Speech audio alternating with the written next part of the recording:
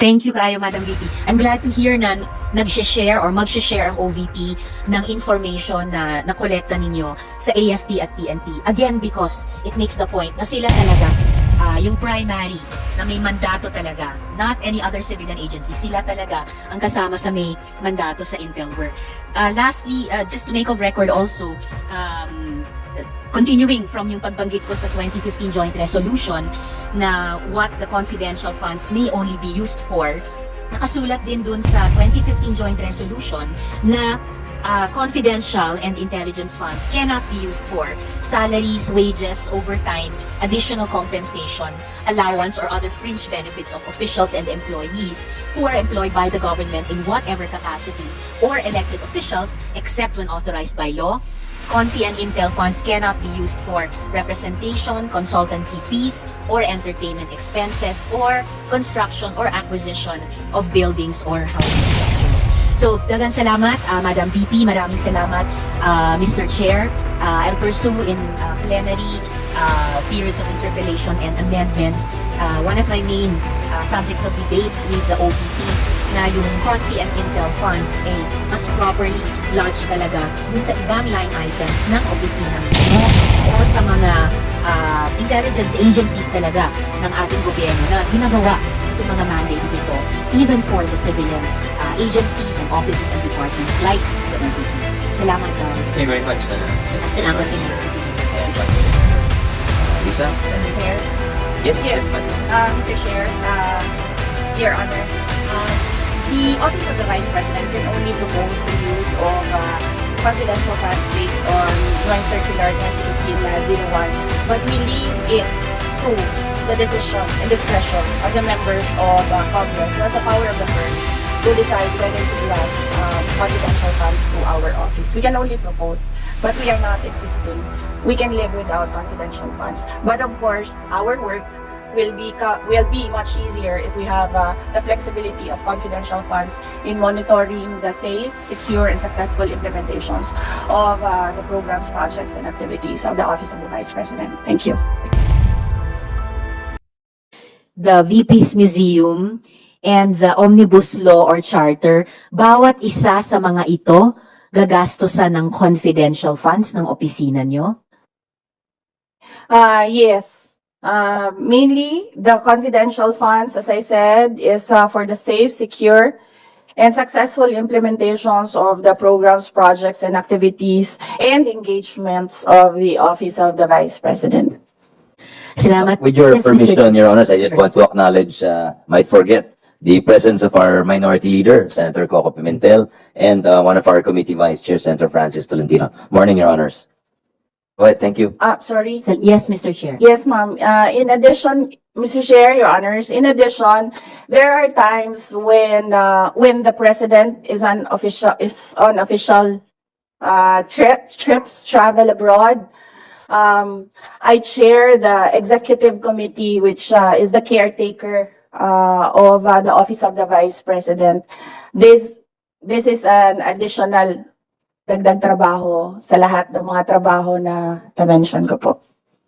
Of course, Mr. Chair, Madam Vice President, yung ibang items na binanggit ni Madam VP na gagastusan di umano ng confidential funds, specifically ng OVP, tulad ng sa DepEd, sa NTF-LCAC, sa CIMEO, pati yung Executive Committee pag wala si Presidente, ay malamang sa hindi, may sariling confidential funds na hindi na ginagastosan ng confidential funds na hinihingi ng Office of the Vice President. So, Madam Chair, VP, Mr. Chair, furthermore, the joint circular I cited provides that confidential funds can only be used for a limited range of purposes, such as the rental of transport activities related to confidential activities. So in broad terms po, saang mga activities na enumerated sa joint circular gagamitin yung confidential funds? Just to refresh our memory, dun po sa 2015 joint resolution na yon, confidential funds can only be used for the following expenses: purchase of information necessary for the formulation and implementation of programs, activities, and projects relevant to national security and peace and order, rental of transport vehicles related to confidential activities, rentals and the incidental expenses related to the maintenance of safe houses, purchase or rentals of supplies, materials, and equipment for confidential operations that cannot be done through regular procedures without compromising the information gathering activity concerned, payment of rewards to informers, and uncovering and preventing illegal activities that pose a clear and present danger to agency personnel or property or other facilities and resources under the agency protection, done in coordination with appropriate law enforcement agencies. So, saang mga activities po na ito enumerated sa joint circular ay gagastusan ng confidential funds ng office nyo, Mr. Chair? Mr. Chair, Your Honor, it varies. Not all the activities are the same for each day and each month. The liquidation of the confidential funds includes the enumeration of the use, the Office of the Vice President. The confidential funds report, the joint memorandum circular requires the confidential fund report submission to the Office of the Vice President, the Senate President, the Speaker of the House of Representatives, and the Commission on Audit. And we submitted the list of activities to these offices. Thank you, Madam VP. Mr. Chair, I'll get to the liquidation end report also later. So just to clarify, Madam VP, since confidential funds refer to those agencies related to surveillance activities undertaken by civilian government agencies, ibig po bang sabihin na yung opisina ninyo will be gathering intelligence on certain subjects or entities in support sa inyong mandates o mga operasyon, Mr.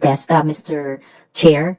Mr. Chair, Your Honor, that is correct. As an example, we did surveillance of complaints from constituents in Bulacan with regard to the selling of OVP assistance and the selling of tupad projects in Bulacan. And there was a surveillance operation that was run by the VPSPG for about a month. And we were able to apprehend the person, and we were able to successfully prosecute the case, and that person went to jail for ilang months? 6 months. For 6 months. So that is an example of the surveillance activities that is conducted by the VPSPG for the projects and activities of the Office of the Vice President. It was in Bulacan. Salamat kaayo, Madam VP. I ask this because the National Intelligence Coordinating Agency was established to direct, coordinate, and integrate national intelligence activities. And this includes the collation of intelligence gathered from various sources. So we'd like more information as to the intelligence operations of the OVP. Sa aling mga sources magagather ng impormasyon yung OVP? Kukuha ba kayo ng intelligence mula sa ating mga existing intelligence services tulad ng NICA o tulad ng DND at PNP? Mr. Chair, Your Honor, no. Intelligence starts with the communities and the stakeholders. And then if there are complaints, and then it is built up through intelligence and surveillance services. And then a dossier or report is started.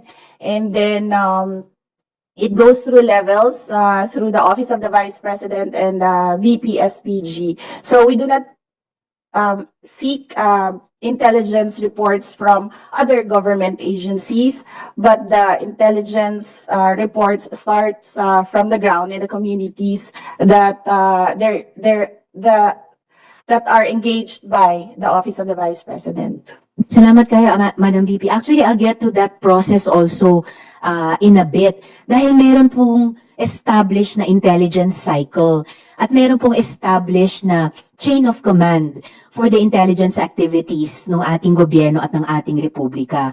And sa pagkaalam ko po, walang hiwalay na chain of command for Intel ang OVP. In fact, ang susunod kong tanong how can your honorable office, paano nyo po maa-assure yung mga miyembro nitong komite na yung collection ng intel ng inyong opisina hindi magre-resulta sa redundancy or duplication of effort? There is no redundancy and duplication of effort because we have different mandates from the other government agencies. Indeed, Mr. Chair, Madam VP, different mandates. And kanina, nilista nyo na po yung iba't ibang mandates ng OVP. Meron din pong klarong at complementary mandate ang intelligence community ng gobyerno sa ating bansa. And as I had been saying since last year's budget debates, we should leave intelligence to the experts, just as we leave education to the DepEd and we leave the mandates of the OVP to the OVP. Ano po ba yung magiging subjects ng OVP intelligence gathering operations? Ano yung mga intention at capabilities ng mga subjects na ito na kailangan ng OVP ng intelligence on these? At paano nitong mga subjects tinathreaten yung operations ng OVP? Just to inform Yes, the Mr. Chair. good Deputy Minority, just 2 minutes left. Yeah, thank you. Thank you, Mr. Chair. Halos tamang-tama po. I just have 4 last questions after this one. At kung maubusan ng oras, I can put the last 2 or so questions on record para sa OVP and that good chair. Salamat, Mr. Chair. Yes, the confidential funds is used for the safe, secure, and successful implementations of the projects, programs, and activities and engagements of the Office of the Vice President.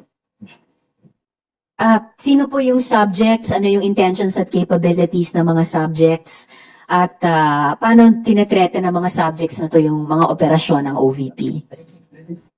This is for the successful, safe, secure, and successful implementation of the projects, programs, and activities and engagements of the Office of the Vice Presidents.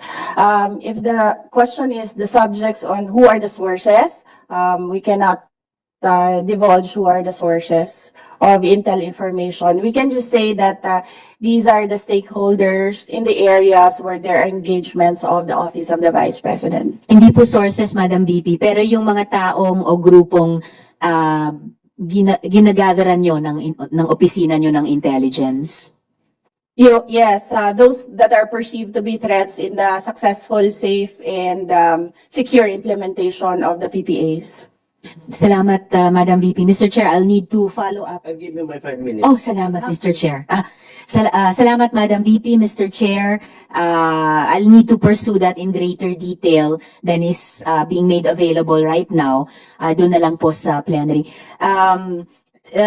Madam VP, paano po ire-recruit ng OVP at ite-train yung mga intelligence operatives at agents na kakailanganin ng office para i-gather yung impormasyon para sa intelligence collection plan? Hanggang saang extent magre-rely ang OVP sa HUMINT at sa CGINT para sa information collection requirements ng office? Again, with your permission, Yes, Mr. Chair. just want to acknowledge Senator Jingoy Estrada, also Committee Vice Chair, as well as Senator Bato de la Rosa, also a Committee Vice Chair. Good morning, Your Honors. Yes, go ahead. Thank you, Mr. Chair. Yes, thank you.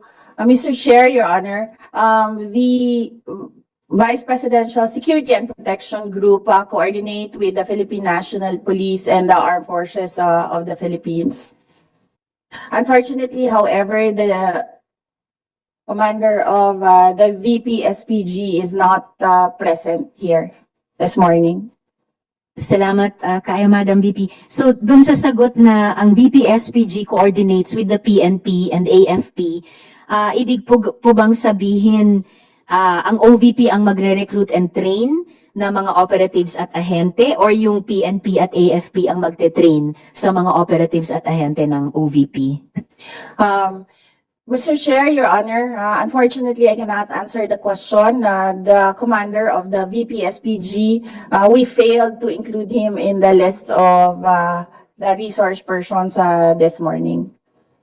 Yes, Mr. Chair. Maybe we can, if you can put your questions in writing, we could submit it to the office of the Vice President, and then maybe, if possible, if they would, because some of these matters are quite sensitive, so you can give them in executive session, or you can give them in a sealed envelope in writing. That's at your pleasure, Madam Vice President.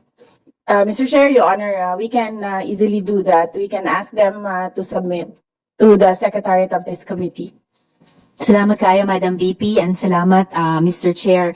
I look forward to that information to be submitted in writing to the committee through the Chair. And I'm glad na marinig tungkol sa coordination sa PNP at AFP dahil sila yung dalawa sa primary na halimbawa na may expertise sa Intel at may mandate sa Intel at gumaganap ng ganyang mga mandates in coordination with civilian agencies including the OVP. And I look forward also, Mr. Chair, dun sa mga sagot tungkol sa HUMINT at CGINT na gagamitin either ng OVP or OVP in coordination with PNP and AFP. At Madam VP, paano i-collate ng OVP, isa-store, ika-catalog, isa-search through yung intelligence na kukolektahin? At anong IT infrastructure ang kakailanganin ng office nyo para sa purpose na ito? Yes, Mr. Chair, Your Honor, these are confidential matters which we cannot divulge in open session. Thank you.